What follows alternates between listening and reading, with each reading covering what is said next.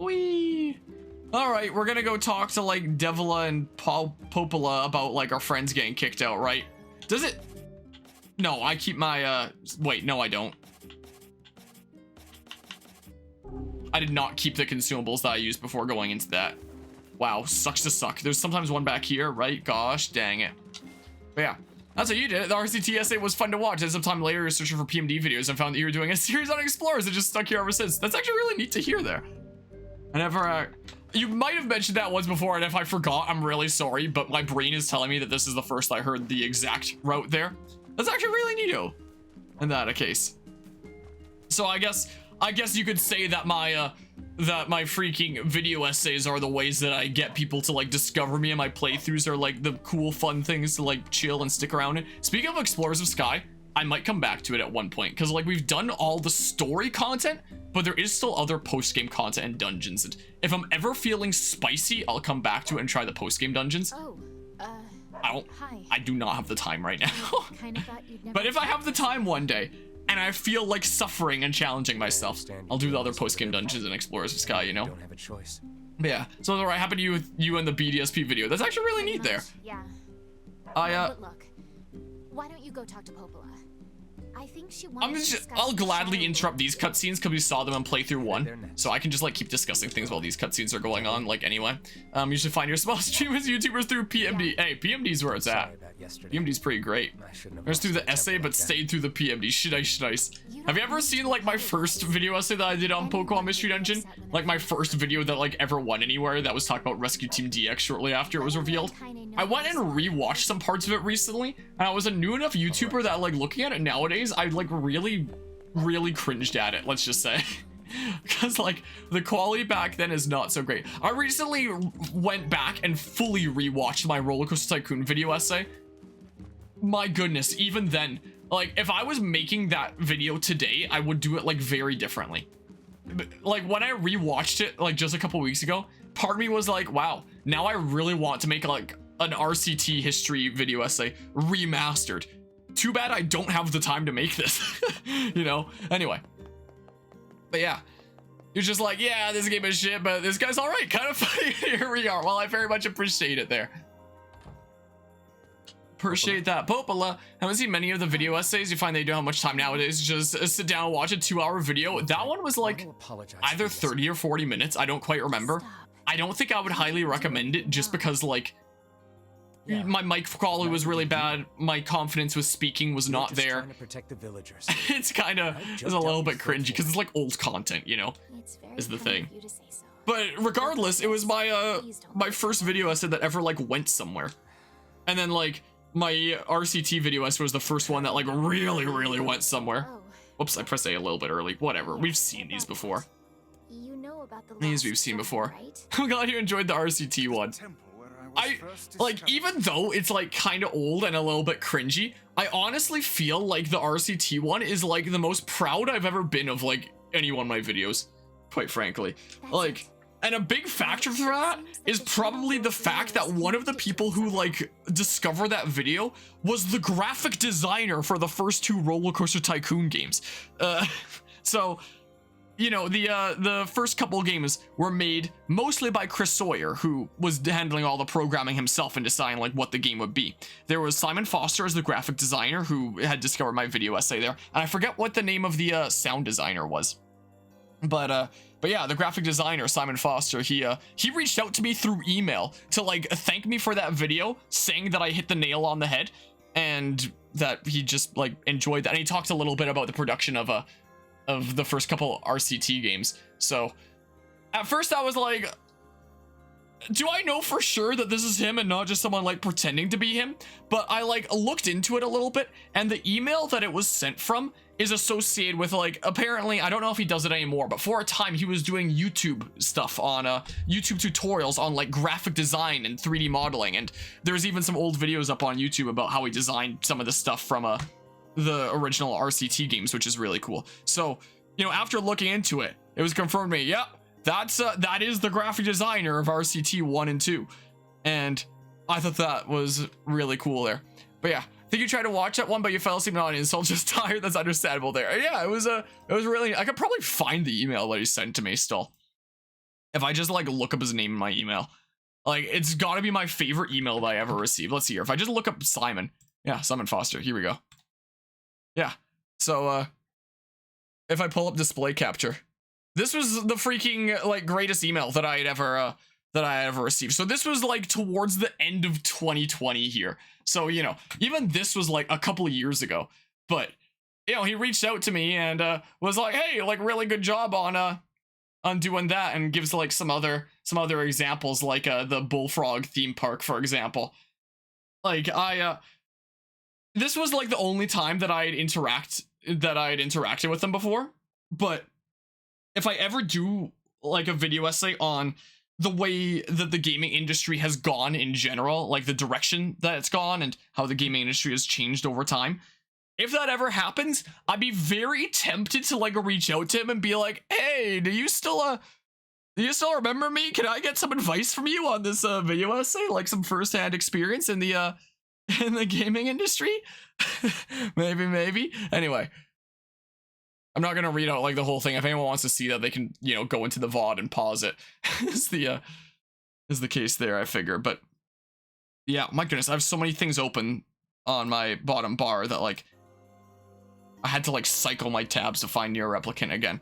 But yeah, so chat a little bit after like responding to him there and saying like, you know, like if you're who you say you are, which I found out that was indeed the case. Like, thanks so much for helping be like such a large source of inspiration for me getting into the gaming industry, what with how enamored I was with Roller Coaster Tycoon back in the day. And he was like, yeah, that's great to hear, no problem there, and good luck in university. So I think it's awesome that, you know, I can think about how one of the key people behind one of the key projects that got me started down this path of the gaming industry and fascination with video games had later, you know, wound up being someone that I'd interacted with and been like, hey, you know, good luck in university and stuff. It's like, yes, that's awesome. I can if ever I'm feeling like I'm lagging behind in university, just remember that someone responsible for putting me down this path was super supportive about this path of mine, I guess, you know. But yeah, do hope that happens. That'd be really cool to get his insider knowledge. Yeah, if I ever make that video essay, there's probably a couple people that I would reach out to. I'd reach out to him. I would reach out to the director for Dark Deity, which is like this indie game inspired by Fire Emblem that I covered a little while back. Since, you know, I know the director a smidge. Him and I have played Civilization together before. You can find it on the channel, interestingly enough. I was just talking to him yesterday about a wacky situation with his game there. I probably talked to him from like what's his opinion as like a small indie game director and stuff. I wonder who else I'd probably ask. Maybe my neighbor is maybe who I'd ask. If I ever do that as like a video essay, I want to gather like a bunch of different people to like get different takes and experience, you know. Take a boat. Is the case. Like assemble my Avengers. Yes. If I can. That's a video essay I really want to make one day. I just feel like it'd be such an ambitious project that I wouldn't be able to do it justice, and it would also take me 3,000 years. So my two big concerns: acoustic cinematic universe. That's right. If that's not science success, you don't know what is. Yeah, I couldn't believe it. But you know, this was toward the end of 2020 that I received that email. So at the time, I had like, how many subs did I have at that time? Maybe 2,000? Maybe 3,000? I don't know. I don't know if you can find that on like some statistics site that shows like YouTube stats over time. Free of charge. I don't know. That should make it easier for you to move from town Somewhere to town. from 1 to 3,000 I had. Thanks, Popola. At the time, I would imagine. So for me. I'm really grateful. So, channel was in a very different place than And for the love than now. Of everything, be Yeah, I careful. will. So yeah, if I ever make that, I would be very tempted to reach out to him. Would be the case. Hey, do you still remember me by chance? Can I get your input on something? I was the guy that made that Roller Coaster Tycoon video you watched like 2 years ago. At this point. Alrighty, so Path above the entrance to the shopping district. So we're going to the boat. landing. Okay, let us go to the boat. To know the canal is finished. Yeah, the canal is Hopefully this finished. puts our days of running all over behind us. Whee! Faster we Yeah, can move, could also make faster we can podcast save streams if you didn't feel like editing some random one-off games like RCT or something. I kind of do that sometimes. Like, my series on Roller Coaster Tycoon Classic, I don't cut those up into parts. I just upload like the full streams, and I just stream that like when I feel like streaming that. Like the most recent time was at Fragapalooza, so I uploaded that to YouTube, and that was like stream 4 or part 4 or whatever I call them on YouTube. I think I just call them by streams there. Is the case. And it's just like several hours of just like chilling with Roller Coaster Tycoon is the case. Yoink. I will take those, thank you. The reason why I don't do those a whole lot is because like in my mind I tell myself, why would I do something that doesn't really make progress in something significant when it's just like taking it easy and chill, when I can make progress in like one of my series that I'm doing, you know, that I'm trying to see through to the end so I can move on to other series, you know? Like I feel like I'd feel like I'd be using that time that could be used on something more productive, like my playthroughs that have a clear distinct start and finish, you know? Remember me? Yeah, the failed assassin. Red bag. Maybe he stays alive this time. You're the slovenly half of that Maybe, couple maybe. who refused to We stop shall see. arguing. So like I've thought about it. Hey, If I wasn't a streamer that did like playthroughs, I totally would. Or if I was the kind of streamer that just did playthroughs like here and there. But since I made the mistake of like ingraining it into like my channel to such a degree, I now find myself in this situation where like I'm covering more games than I have the time to like stay on top of the parts for. Hence with me running out of uploads for 2 of my ongoing series, is Splatoon 3 and NieR Replicant, you know, is the case. But yeah, sure for this sort to stay, but you're gonna go ahead and hit the hey, have a good stream, everyone. Alright, appreciate you stopping by and hanging out, CJ. We have an awesome rest of the night. So we're going to the Lost Shrine again, I guess. Is the case. So yeah, I mean, if I'm gonna be spending time like editing anyway, I can definitely consider streaming for it. When I edit the time lapses specifically though, like I don't have to worry about like, when I edit the video of the time lapse to be more specific, not the audio. The audio I, you know, evidently would need to be paying attention to the audio of, but the video, I just need to go through cutting it up in like distinct places, making sure that like everything is timed right. I just like watching YouTube while I'm doing that. So I don't know if I would ever stream that per se, just because it's just like the same boring thing Bob of making sure this all fits right. And, you know, doing that and watching YouTube on the side. But the stuff that requires audio and therefore I can't watch YouTube on the side, maybe that I could consider, you know, streaming. But at the same time, it's kind of like I feel a lot more relaxed and like I can take it at my own pace when I'm doing it on my own. As the case, like I can take a little bit of a break and watch some YouTube if I want, something like that. And I'm also the kind of person that I feel like when I'm making a video, it's like I'm turning in an assignment for school, and it's like I turn in the assignment, the teacher sees it when I'm not looking, and then I hand it back and I get a grade. I don't like being in a situation where like a teacher or someone is seeing what I'm working on like right as I'm doing it. Even if I get good advice that helps me like improve, I just feel like really put on edge. That's kind of how I feel about my videos. It's kind of the case. Sorry if I sound like a modern Pokemon fan. We're talking about Splatoon. Last Splatoon stream, dear God, you were hacked. Like, don't worry about that there. I understand the feel of like someone being like, oh, I don't know if this is up to snuff, and then feeling the need to like justify it being worth. Like the thing that I was trying to express the most during like the Splatoon 3 stream is just like, hey, don't worry, you don't need to justify this. I'm gonna do like a full playthrough, so if there's like crazier, spicier things going on in this, like I'll find out, I'll get to it. So like don't worry about it. Doki's twitching in her sleep. See this? Well, gosh dang it, I'm on like the cable or something. I can't take the camera off. All right, is the cable free now? She was just like running in her sleep. Not anymore.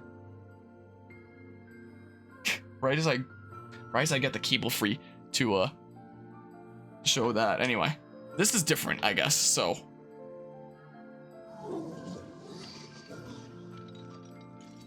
we're here to steal your liver.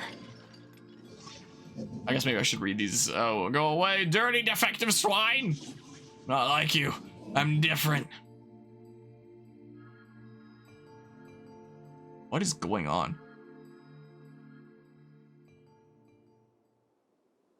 So we're outside the Lost Shrine, and something's going on with Hansel. Wait, Hansel attacked us the last time that we were here, but we didn't get that cutscene last time. So was Hansel like taken over by the shades or something or other? That's why Hansel attacked us. But yeah, at least there's that there. I get like the strangest justifications sometimes when I'm reading through comments. Like, for example, during the most recent Pokemon Scarlet and Violet trailer, my key complaint is that I still don't understand what the game is. Like, what is going on here and why? I mean, there are some games that do purposefully play that into their marketing. Like, I kind of felt that recently when watching the trailer for not Breath of the Wild, Legend of Zelda Tears of the Kingdom, which just recently had, you know, its title revealed, where there's still a lot of mystery about what this is, but that's kind of the point of its marketing, because people already have like a rough idea what it is, what with it being like a sequel to Breath of the Wild and, you know, gameplay operating something like that. And also like it riding off of the success of Breath of the Wild as like one of the most well-known and successful Zelda games ever. So like it's gonna sell by name alone. So they're keeping this intrigue of people being like, what is going on here? Like, what is this? What's happening? So there are definitely some games that do try to like market themselves as like revealing so little information and creating as much intrigue as they can of like, what's going on here? Scarlet and Violet, I feel like, is trying to say what it is, but just like not, is the way that I feel with it.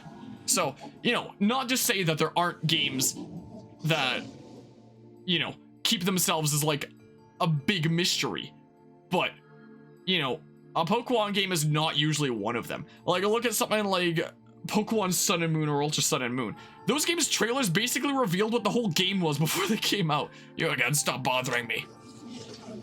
My Vice has been taken away. I was in this tone of voice and I just read Weiss like I was some American that didn't know that it was pronounced Vice. Hansel is dead. There's no reason for me to exist anymore. My life is over. Just leave me alone. But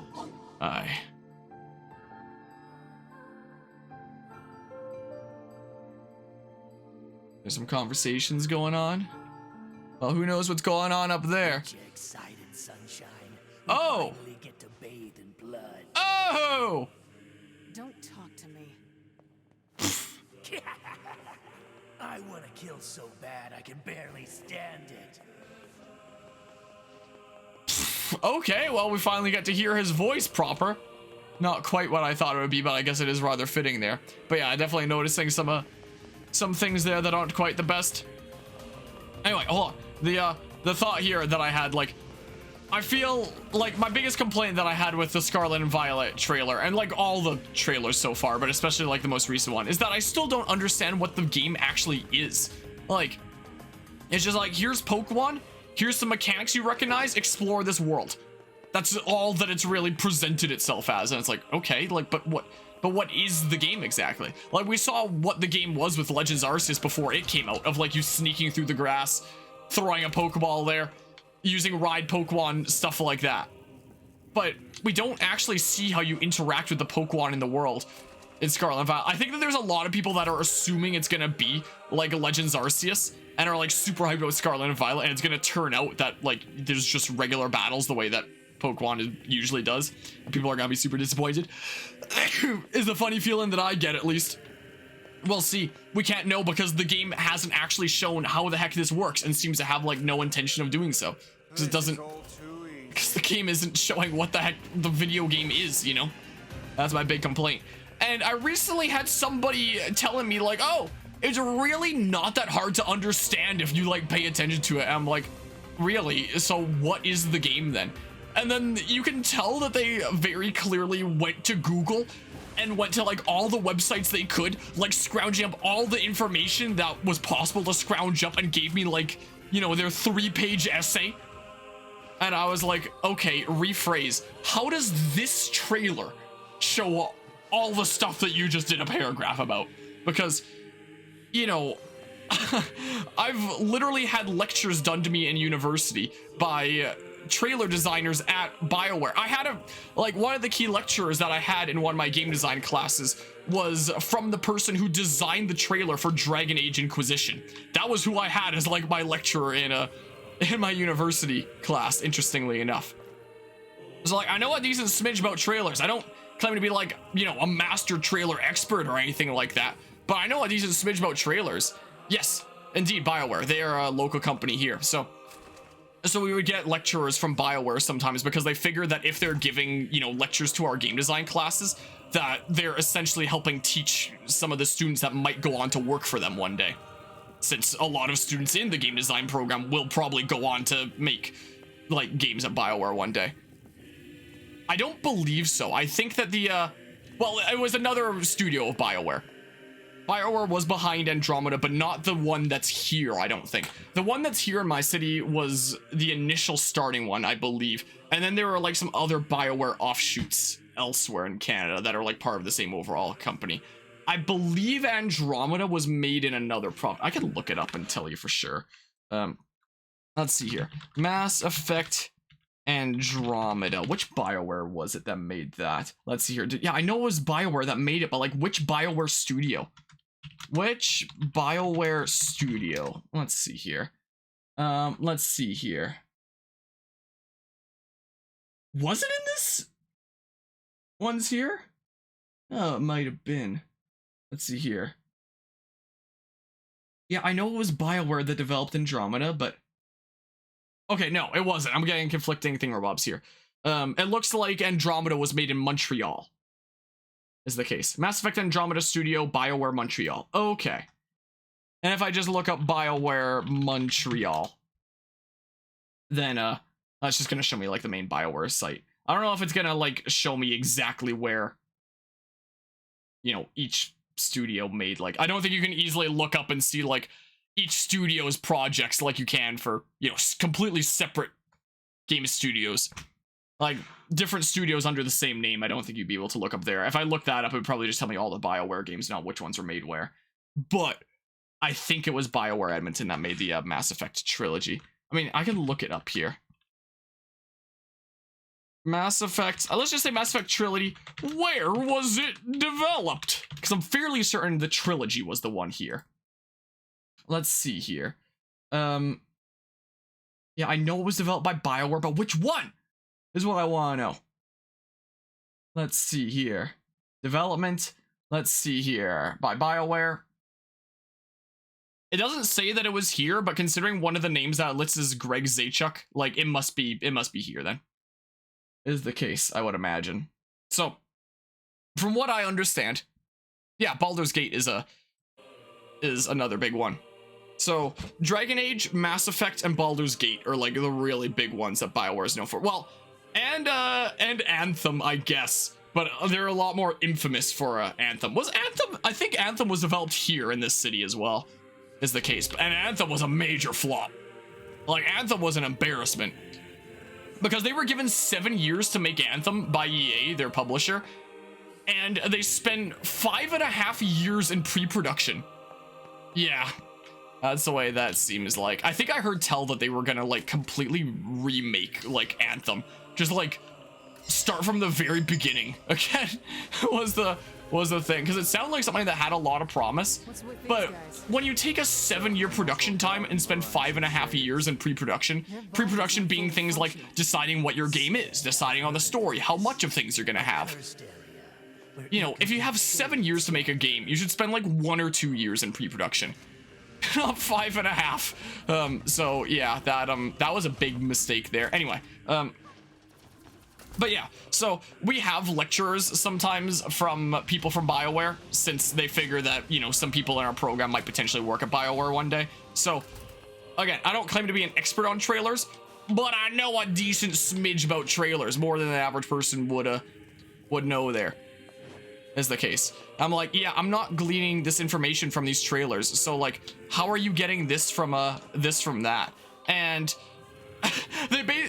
they realized that they couldn't win the argument, so a lot of the time you'll see on the internet when someone can't win an argument, they'll start resorting to like personal like insults and attacks rather than actually trying to form a counter argument. So they're just like, well, if you can't figure out what the trailer is trying to say, then I don't know what to do for you. Like, man, a trailer isn't supposed to tell you what the game is. You're supposed to like go buy it and find out. It's like, wow, I have seen so many takes over my years of content creation in the comments, but I think somebody saying that a trailer isn't supposed to show you what the game is has genuinely got to be one of the dumbest takes I've ever seen. Like, I usually don't call takes like dumb. Like, everyone's entitled to their own opinion. But if you're gonna say that a trailer is, oh dang, it's this room. Gosh darn it, and I just spawned them all. Gosh dang it. I must have gotten a checkpoint recently. I'm just gonna let them kill me, and then I'll do this room the way that I did it the last time. This is what I think I'm gonna do here. Like, isn't it one of the key points in marketing to share what your product is? Isn't that the reason that people market their products in the first place? Like, if you're just gonna go to the store and like look at a shelf of various products and just choose by like eeny, meeny, miny, mo, then what would be the reason why anybody would advertise anything ever? Like, what? Do you... Like, I genuinely don't understand why. Wait, this is the one that I can just run to the end of, I think? Yeah, this is the one that I can just run to the end of. So, yeah, in terms of the, in terms of some of the really diehard Pokemon fan comments that I get sometimes, that had to be, like, genuinely the worst take that I'd seen in years. That a company spending millions of dollars to make people know what the game is isn't actually trying to make people know what the game is. Sounds about right. Sounds about right. Yep. Definitely no lapses in judgment here. Anyway, like I don't usually read the comments on my Pokemon video essays anymore. Usually when I see that notification bell at the top right of YouTube that's showing that I have like some comments to read, I usually will like first look at the picture on the right that shows what video they're from. And if they're from one of my Pokemon video essays, I usually don't even read it at all. I usually just like skip past it. And if I see that it's on something from like one of my playthrough things, then I read it. Ah, who's hair in my mouth? Ah, how the heck? Is usually the case. Because I feel like every time I go through the comments on like my Pokemon video essays, I feel like I lose brain cells. Genuinely. Like, of course it's not everyone. Like, obviously it's just like a small minority. But that small minority is like so out there that, you know, they leave the strongest impression, let's just say. So like, I don't read most of those comments anymore nowadays. Is the case. Okay. Boopity bop. No, gosh darn it, I knew it was coming. Yeah, let's see here. Bioware's, I read that one there. Game Freak may be ugly, but at least they function better than a Bethesda or Bioware game. Maybe. I haven't actually played a Bioware game before, and I really should, considering they're developed like locally. Well, some of them. Is the case, since there are other, gosh dang it, studio. I pressed the block button twice during that, and I got hit during both times. Gosh dang this. I'm putting my inputs on screen again. Is the case. Anyway. Yeah, there's that. Anyway, returning to BioWare there. Interestingly enough, since BioWare is like a local thing here, once I graduate from this program that I'm in, BioWare is like one of the potential places that I might work for one day, that I might apply to, since it's a local big studio. The other big local studio is called Improbable, though I think it might go by Inflection Games nowadays. But when I first heard about them, they were called Improbable. Nobody knows Improbable yet, because they're only making their first game right now, is the case. It's called Nightingale, and I think it's coming out next year. It was only just revealed at like this past Game Awards. My class actually got to see a little bit of it, like, you know, before it was revealed to even be in production, since towards the end of the semester, we got like a tour of the Improbable Studios here. And it was actually a pretty chill place. It's a dog-friendly studio. So like some people would bring their dogs to work, and in like the kitchen and like lounge area, they would have like dog treats and stuff. There was only one dog in on the day that we went in, and that doggy like kept on sniffing me, probably smelling my dog there. But anyway, you know, if Improbable's a dog-friendly studio, like I'd probably feel like more incentivized to work there than BioWare, honestly. Sounds way more chill. Gosh dang it. It sucks to suck.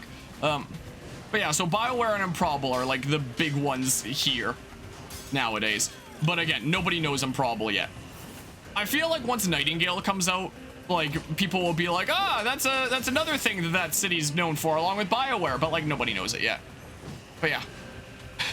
is owned by EA. Do you really want to become the monster? I mean, it's not to say that the studio there is all that. I mean, there was that situation with like Anthem and like spending so long in pre-production. So I mean, there's that. So I'd probably lean a bit more towards improbable if I had an option of the two.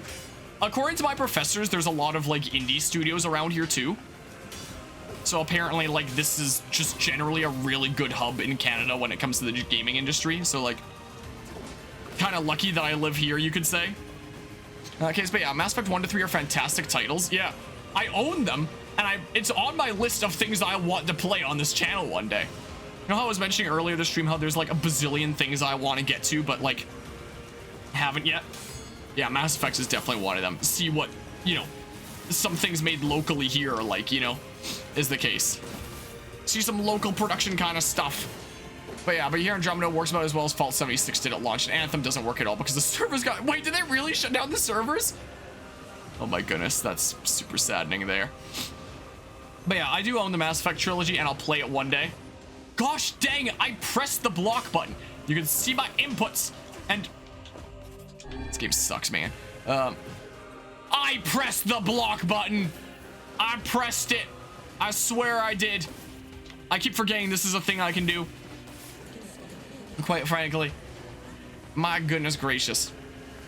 But yeah, BioWare was originally founded by two dudos. I believe it was Greg Zachuck, and I forget the name of the other dudo. Neither of them are involved with BioWare anymore. They both like went out to do their own thing. I forget what one of them did, but the other got involved with the beer industry. I may as well use a strength capsule if I'm at like capacity then. The reason why I know this is because my dad was involved with the beer industry for a long time, like before he got all like crippled from an old injury catching up to him and, you know, needing knee replacement surgery and all that. Before he got crippled, he was involved with the beer industry. He was the head brewer for one place, then that place shut down, and then he was the head brewer for another place, and then that place laid off like 80% of the staff. And then he started his own contract brewing company, and then got all injured and stuff. But during his time involved in the beer industry, he got to know one of the founders of BioWare, because he wound up like getting involved with the beer industry after after basically leaving from a BioWare there. So I can, you know how there's like those jokes about like, oh yeah, my dad's uncle's friend's dog's original owner works at Nintendo or something like that, you know, people that say that. Well, yeah, my dad does know one of the founders of BioWare, interestingly enough. So he's told me that, like, well, hey, if you ever want to, like, my dad, I've never met him myself. Unless I met him at, like, one of these beer events that I went to and I just forgot, hopefully not. My dad's told me before, like, yeah, if you do want to, like, you know, apply there one day, maybe I can reach out to him and ask if, you know, there's anything that, you know, having a contact within the company would make, like, any difference in. So maybe it is possible that if one day I ever want to get involved with like BioWare as a place that I apply to, maybe I'd be able to ask my dad to ask one of the founders to put in like a good word for me. Maybe. So, interesting little note there. But yeah, also apparently Anthem servers are still up because they canceled Anthem 2.0, its replacement. Oh, so that word about them like redoing the game is canceled now? In that case. Huh. So I wonder what they're working on nowadays then. Gosh dang it. So who knows what BioWare here is working on nowadays. I know what Improbable / Inflection's working on. It's Nightingale. And I'll play Nightingale when it comes out just to see, like, you know, something that's made locally here. And then one day I'll play the Mass Effect trilogy to try another thing that's made locally here. Is the case. But yeah, it looks like they did announce they were shutting down servers a while back, but I guess they changed their minds, huh? Interesting. Alright, then the Dudo spawn in here, or... Yep. There we go. Squeezy! Coming on through. So yeah, there's that. Whoa. The one founder that started getting involved with the beer industry, I don't know if he still is or if he's just like chill and retired. I was in a Spanish class with his son. I think it was him. It might have been the other founder, but I'm fairly certain it was him. I think. My goodness, it was one of the two. When I was in Spanish class in high school, I only found out like towards the end of the semester that one of the classmates in that I had in that class was the son of one of the BioWare founders. I was like, gosh dang, I wish I knew this when it wasn't like just a few weeks before the end of the semester. I would have loved to have like asked him a lot about that, you know? This is what I would have loved to do. Pick his brain a little bit. But alas, we talk like here and there, but you know, we're never exactly super close or anything like that. And then I only found out that, you know, he was the kid of one of the BioWare founders like in the last few weeks of the semester. I was so big sad. That was the case. Better head to bed. It's been fun, but you have work tomorrow. Have a good rest of the stream. Alrighty. Appreciate you stopping by and hanging out, Mythic. Hope you have an awesome rest of the night. Oh man, I'm allergic to people heading out. There's a real bad allergy. Wait, I can well, I was gonna try to get like the finishing blow, but I guess I don't need to. If that's a strength capsule, I'm already at capacity, then I can just like do this. Why not? May as well. I'm probably gonna like get some sleep like pretty shortly myself. I'll probably do this section and then head on out, since I need to get some decent sleep for going to Comic-Con tomorrow, is the case. Want to get there at a decent hour. I'm still not 100% certain how to factor the Y button into my attacks, because for the longest time I was just using my X button in attacks. Like, I assume at the beginning of the game it told me that I could use like the Y button for heavy attacks, but I just kind of forgot, and I only realized like either last stream or the stream before, so I'm trying to figure out how to like factor it into my combos and stuff, but I'm not completely certain, quite frankly. Okay, well. Alright, do your... Whoa, you're not doing your big spins. Guess you're not doing that. Yes, I will gladly take the health things. Alright, I'm finally through this annoying room again. Hate this room. Is there gonna be like the big mean guy again that spawns here? Yep, there he is. Squizzy! See you later. I'm gonna see if I can grab anything in these boxes. Sweet! I will gladly take that. I could, yeah. I did actually pick it up, not just have it be like beside me. Good. Just making sure. Let's go see Hansel, I think it was. I don't know. Turn my inputs off now. Oh, look, we get to tune into the Gretel lore again. I've treated you all poorly. I mocked you, betrayed you. All because you went Gestalt before the change was complete. Whoa, it's the game title thing. That means it's important. After all this, I think I can understand you. I think we can speak as equals. Apart from my awful allergies to you. This makes me very happy. I hope we can spend the rest of our lives. Allergies. What was that?